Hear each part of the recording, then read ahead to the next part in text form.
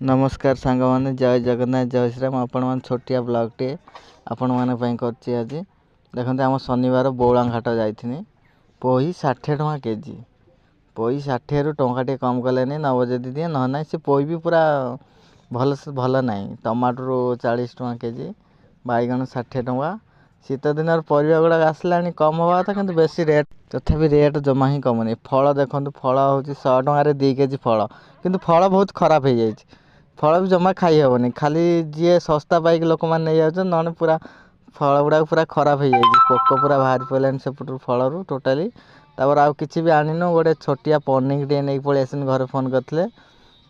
पनिकटा दाम भी 200 टଙ୍କା माने एते रेट आम बौला घाट देखु बढ़िया पनिक टे पसंद है मत कि 200 टଙ୍କା नाला पनिकटा